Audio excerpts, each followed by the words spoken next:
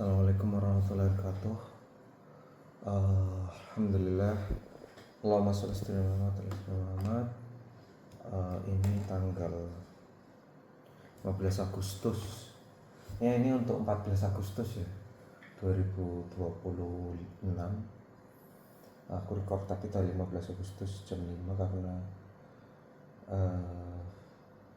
agak capek tadi malam.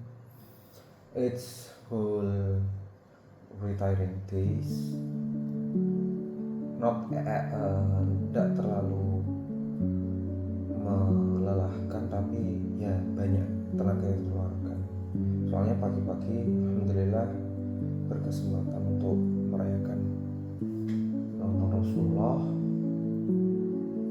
lalu nyiapin bahan data-data untuk S3, asistensi sampai Jumatan. Setelah Jumatan itu ngatur waktu untuk kerja, ngatur produk pekerjaan, lalu ke lapangan.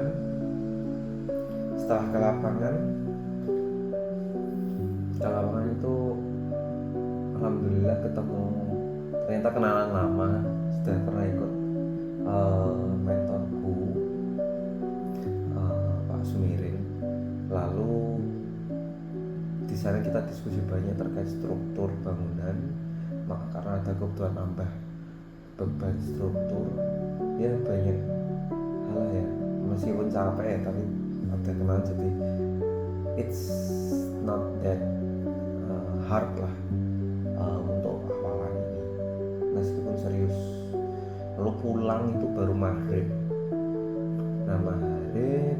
Setelah maghrib itu istirahat sebentar, nonton MPL, rewatch. Setelah itu baru sisa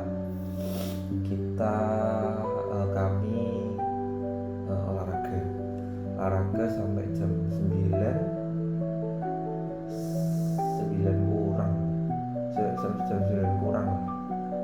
kurang karena berangkatnya agak lama, jam 8, jadi jam 9 habis itu istirahat. Alhamdulillah ya, meskipun banyak rintangannya tapi semoga Allah merahmati renungan ini. Ya, secara mood waktu olahraga ada dropping,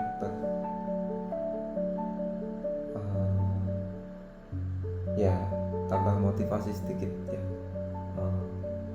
untuk diri bahwa semua hal ini Allah yang jadikan. Tetap hari ini itu yang terjadi, tetap tidak bisa berubah hari itu, dan Allah yang jadikan. Jadi salah-salahnya ya coba dibetulkan, ditobatkan, muhasabah yang betul-betul disyukuri, disadari bahwa ini nikmat dari Allah.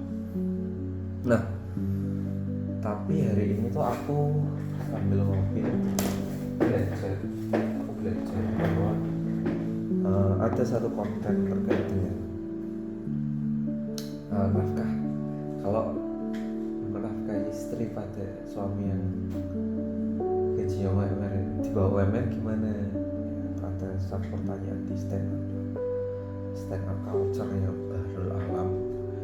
Sebenarnya ini pertanyaan yang sangat mainstream, cuma sebetulnya pertanyaan bukan haruskah menaati suami yang gaji UMR. Ada pertanyaan haruskah menaati suami, lalu pertanyaan kedua kalau suaminya gaji UMR gimana. Nah, pertanyaannya kan seperti itu. Dipisah, jadi harus dipisah supaya nanti jawabnya itu. Dan saya rasa pertanyaannya bukan terkait harus taat apa dari suami atau tidak, karena semua orang tahu seperti itu.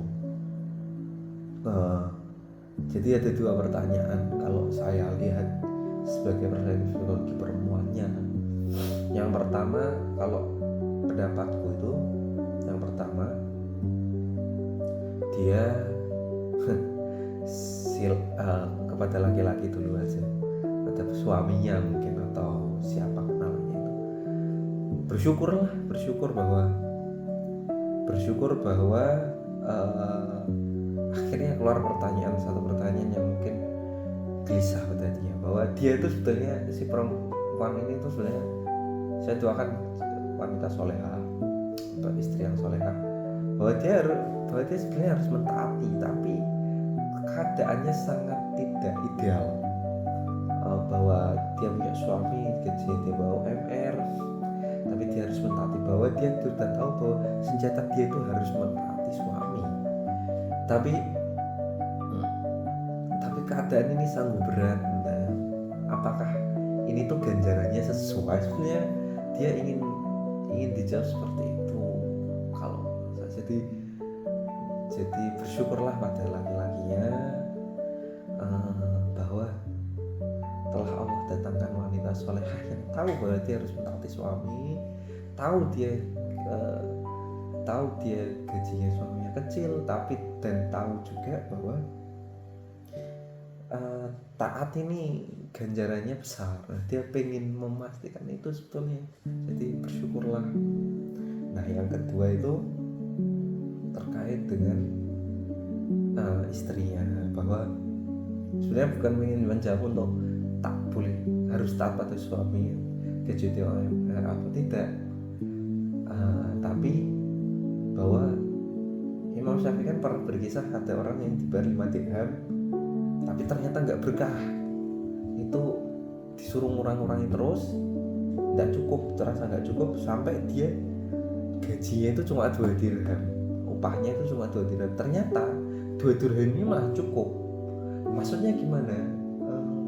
Maksudnya sebetulnya ini kan menggambarkan gaji suaminya itu sudah rendah, sudah cukup rendah, bahkan mungkin suaminya ini sudah berusaha panding, tapi ya memang dapatnya segitu, lah itu keberkahannya di situ. Meskipun kecil, jika ada rasa syukur di dalamnya, tidak tercampur antara halal dan haram, nah aku yakin cukup ini, gitu. Jadi Baizat coba dicari, mungkin ada satu hal yang